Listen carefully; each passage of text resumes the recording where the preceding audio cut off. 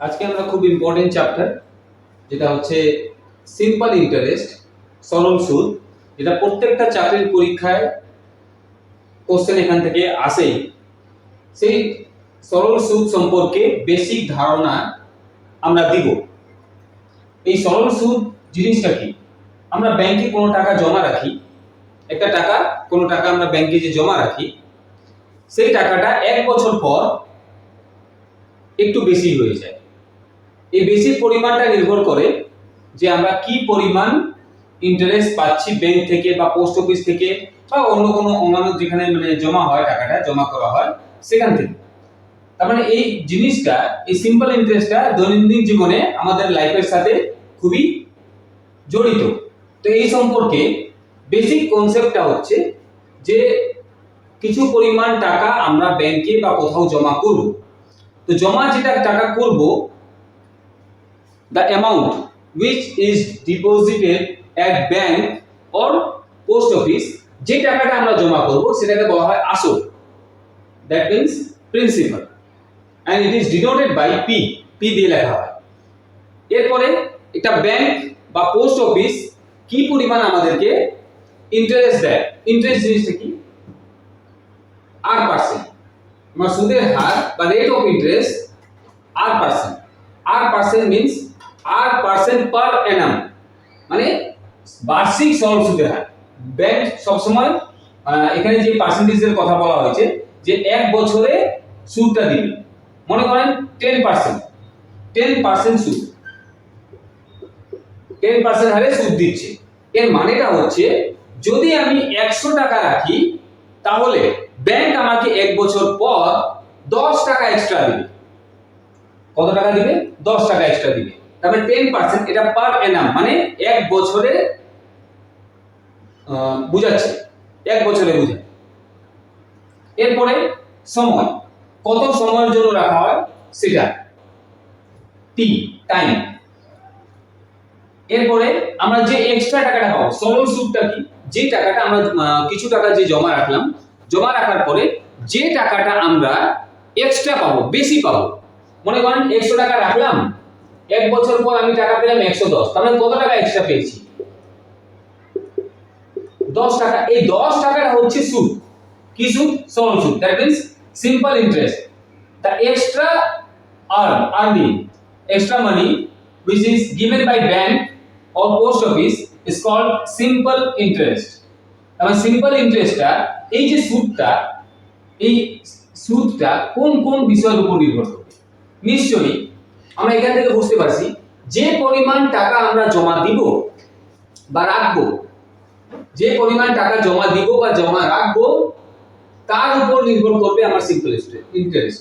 কারণ আমি যত বেশি টাকা জমা রাখবো তত বেশি সুদটা পাবো। তার মানে আসলের সাথে, প্রিন্সিপালের সাথে এই সরল সুদটা ডাইরেক্টলি প্রপোর্শনাল, মানে সমানুপাতে আছে। তার মানে পি এর সাথে যত বেশি আমরা টাকাটা জমা রাখবো, প্রিন্সিপাল যত বেশি হবে, আসল যত বেশি হবে, সুদের পরিমাণও কি তত বেশি হবে। তারপরে সেকেন্ড, এটার সাথে সম্পর্ক কি? সুদের হার, বার্ষিক সরল সুদের হার r%। এখন কোন ব্যাংক দিচ্ছে 10% আর পোস্ট অফিস দিচ্ছে 15%। তার মানে ও 1 বছরে ব্যাংক দিচ্ছে আমাকে 10 টাকা এক্সট্রা আর পোস্ট অফিস দিচ্ছে 15 টাকা। তাহলে কোথায় রাখাটা আমার বেশি সুবিধা? পোস্ট অফিসে। এটা পোস্ট অফিস, কারণ পোস্ট অফিস আমাকে 15 টাকা দিচ্ছে। দ্যাট মিন্স এই যে সুদের পরিমাণটা, ইট ইজ ডিপেন্ড আপন rate of interest. If rate of interest is increases, SI is also increases. তার মানে সরল সুদের যে পরিমাণ, সরল সুদের যে পরিমাণটা সেটা রেট অফ ইন্টারেস্টের সাথে, এটার সাথেও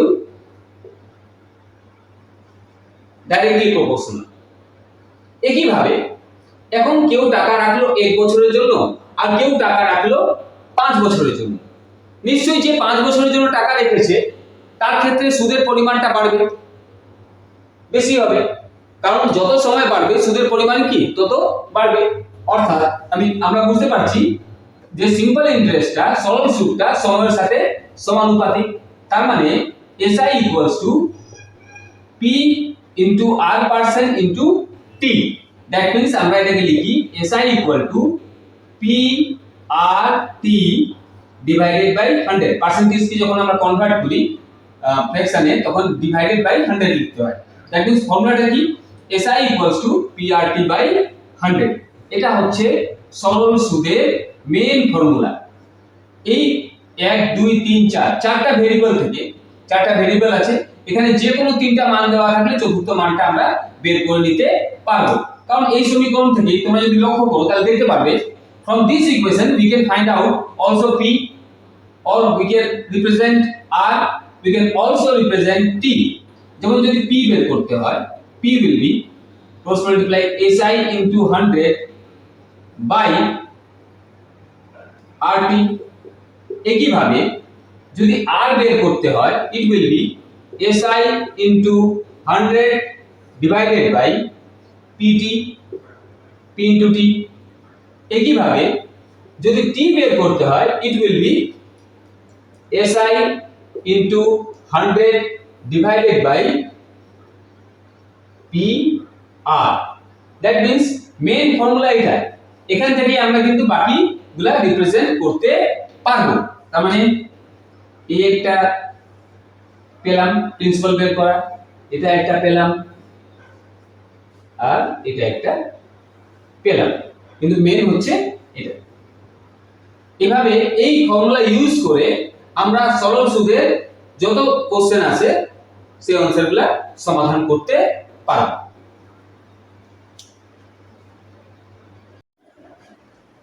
এখন তাহলে মোট টাকা আমরা কত পাবো? মোট টাকা ব্যাংকে রাখার পর টোটাল টাকা কত পাবো? মোট টাকা এটাকে বলা হয় অ্যামাউন্ট, বাংলায় যাকে অঙ্কের ভাষাতে বলা হবে সুদ আসল। দ্যাট মিন্স সুদ আসল কি? আসল যোগ সুদ। মানে ব্যাংকে আমি 100 টাকা জমা রাখলাম, 10 টাকা ইন্টারেস্ট পেলাম, তাহলে টোটাল যে টাকাটা পেলাম that means 110। This 110 is called amount. That means amount means principal plus SI। মানে অ্যামাউন্ট মানে কি হচ্ছে? Principal plus SI।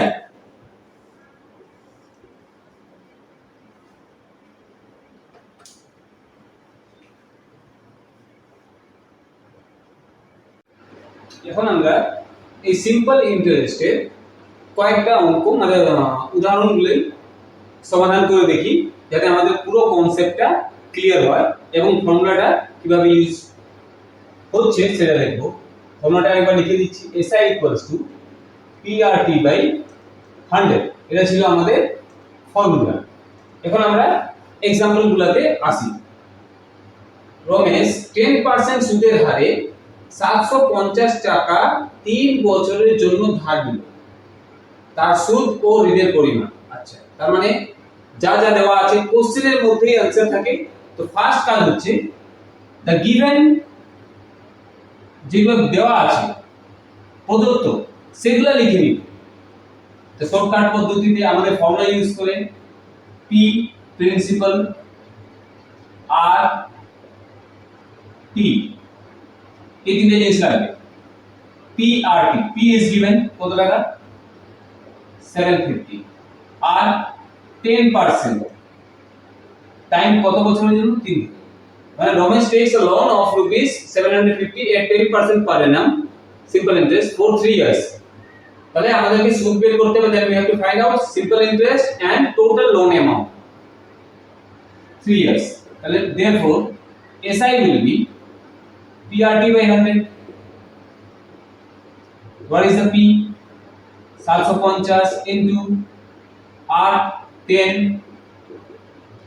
T 3 by 100। শূন্য শূন্য কাটা, এই শূন্য শূন্য কাটা, তার মানে 75 কে 3 দিয়ে 3 5 15 5 3 7 21 আর 1 22 22। তার মানে সিম্পল ইন্টারেস্ট হচ্ছে rupees 225 and loan amount means we know principal plus simple interest, আসল যোগ সুদ 750 আসল প্লাস 225, তাহলে কত হবে 5 5 আর 2 7, 7 আর 2 9, 975 টাকা। এখন সেকেন্ড কোশ্চেনে কোন টাকা 6% সুদের হারে 6 বছরে 13,600 টাকা হয়, তাহলে আসলে পরিমাণ কত? 13,600 টাকা হয় বলছে।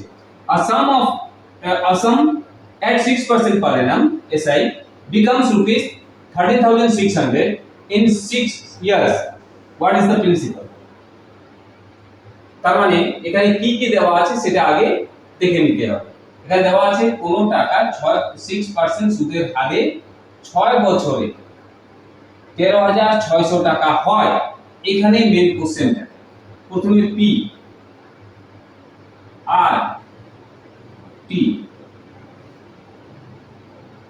তাহলে পি আমরা জানি না, এক্স ধরলাম, আর 6%, টি কত বছর 6, তাহলে SI will be P R T, sorry P R T by 100, তার মানে 36x বাই 100। এখন এই যে টাকাটা দেওয়া আছে 13,600, এই টাকাটা হচ্ছে সুদ আসল, সুদ বলে না কিন্তু কোশ্চেন, টাকাটা বেড়ে গিয়ে 13,600, তো টাকা কি করে বাড়বে? তার মানে আসলের সাথে সুদ অ্যাড হইলে তবে না টাকাটা বাড়বে, অর্থাৎ দিস ইজ দ্য অ্যামাউন্ট। তার মানে according to question amount A equals to 13,600, তার মানে আমরা বলতে পারি x প্লাস অ্যামাউন্ট হচ্ছে আসল x প্লাস সুদ 36x বাই 100 ইকুয়াল টু 13,600।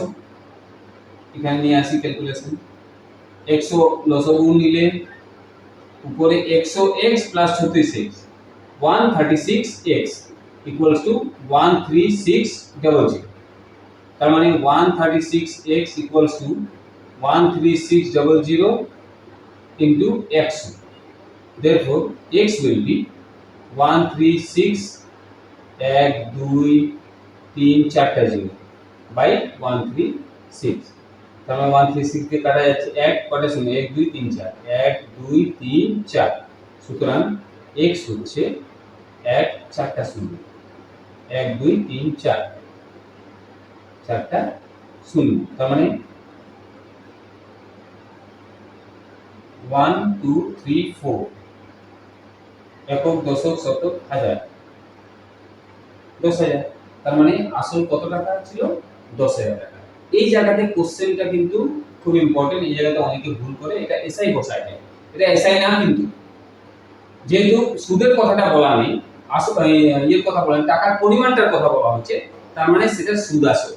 আর আমরা সুদ আসলের ফর্মুলা জানি এ পি প্লাস এসআই। এখন আমরা তৃতীয় কোশ্চেনে আসি, কোশ্চেনটা ভালো মতো পড়তে হবে। if SI of rupees 5,000 becomes rupees 4,800 in 8 years, then find rate of interest। এখানে যেমন বলে দেওয়া আছে বার্ষিক শতকরা কত সুদের হারে 5,000 টাকার 8 বছরের সুদ, মানে এখানে সুদ বলে দিয়েছে যে 5,000 টাকার সুদ এটা হবে 4,800, তাহলে সুদের হার কত? তাহলে আমরা প্রথমে কি কি দেওয়া আছে P R P R SI, এখানে পি প্রিন্সিপাল কত কত টাকা 5,000 টাকা, আর দেওয়া নেই আরই ধরলাম 8%, পি সময় কত বছরের জন্য 8 বছর, আর কি দেওয়া আছে সুদ এসআই সুদ 4,800, তাহলে সুদের জায়গায় 4,800, দ্যাট মিন্স আমরা এসআই এর ফর্মুলা জানি পি আর টি বাই 100, তো পি মানে কত 5,000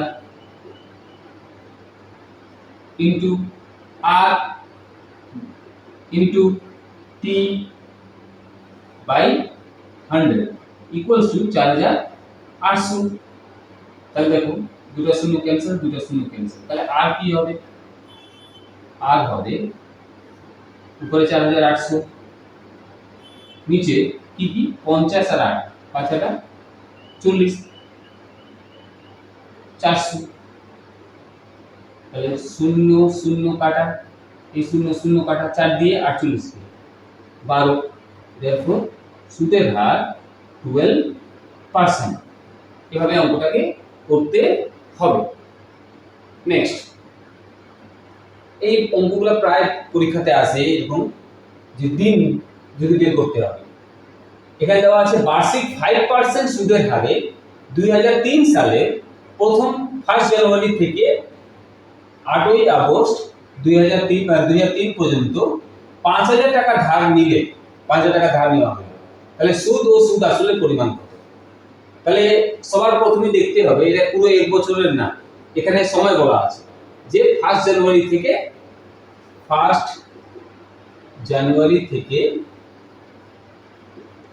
8 আগস্ট।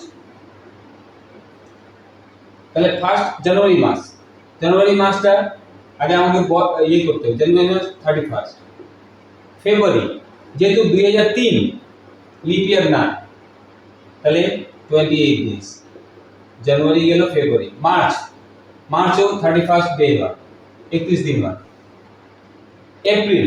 এপ্রিল কত দিনের হয়? 30 দিন। তারপরে মে কত দিনের হয়? 31। তারপরে জুন 30 দিনের। তারপরে জুলাই 31 প্লাস এখন 8 আগস্ট পর্যন্ত বলছে, তাহলে কয়দিনের হিসাব হবে? একদিন আগে পর্যন্ত কত? 7। এই জায়গাটা ইম্পর্টেন্ট, মানে 2003 1 জানুয়ারি থেকে টু 8 আগস্ট, তাহলে 8 আগস্ট মানে ওই দিনের তো সুদ মানে দিবে না, একদিন কমবে, তাহলে 7 দিন। তাহলে 31 জানুয়ারি, ফেব্রুয়ারি, মার্চ, এপ্রিল, মে, জুন, জুলাই, আগস্ট, আগস্টে 7 days, that means total days হবে, এটাকে এড করলে কত হবে? 219 ডেজ। তাহলে আমরা ডে পেয়ে গেলাম। এই ডে পেয়ে গেলে ডেটাকে আমরা কিসে কনভার্ট করব? ইয়ারে, কেন আমার যে ফর্মুলাটা আছে PRT বাই 100, T ইজ ইয়ার, তাহলে 219 বাই 365 ইয়ার্স। তাহলে এটাকে 9 10 11 12 3 দিয়ে যাবে, 3 দিয়ে গেলে কত হচ্ছে? আচ্ছা 3 দিয়ে 3 7 21, আছে কাটাকাটি করে দেখি, 5 3 8 8 6 14, না 3 দিয়ে যাবে, 3 7 21, কিন্তু এখানে 73, আচ্ছা 73 5 কে যায় কিনা দেখি, 5 3 5 15 5 মানে হ্যাঁ 70, তার মানে 73 দিয়ে কাটতে হবে, এই জায়গাটা মনে রাখবে 73 দিয়ে, এটা 3 এটা 5, দ্যাট মিন্স 3 বাই 5 ইয়ার্স। তাহলে আমরা টি পেয়ে গেলাম, টি। তাহলে এখানে কি কি দেওয়া আছে? পি আর টি, এটা আমাকে বের করতে হবে, কি মানে দেওয়া আছে সেই জিনিসগুলো লিখতে হবে। পি কত দেওয়া আছে? কত হয়? কত টাকা? 5000 টাকা। Principal is given 5000, rate of interest given 5%, okay, time now we get 3 by 5 years, therefore SI will be, what is the formula? PRT by 100, P 5000 R into T 3 niche 5 divided by 100, that means simplify 5 5 cancel, 20 তার মানে 3 5 15, 5 into 3 150, তাহলে 150 টাকা। তাহলে কি বের করতে বলছে? SI, we get SI and amount, then amount will be P plus SI, P plus principal plus SI, principal কত ছিল 5000 টাকা প্লাস এসআই কত পেলাম 150, দ্যাট মিন্স 5150 রুপিস, 5150 রুপিস। এই অঙ্কগুলোর ক্ষেত্রে প্রথমে দিনটা বের করতে হবে, ওই দিনকে কনভার্ট করতে হবে ইয়ারে, তাহলে কিন্তু হয়ে যাবে। শুধু টাইমটা লাগবে এখানে।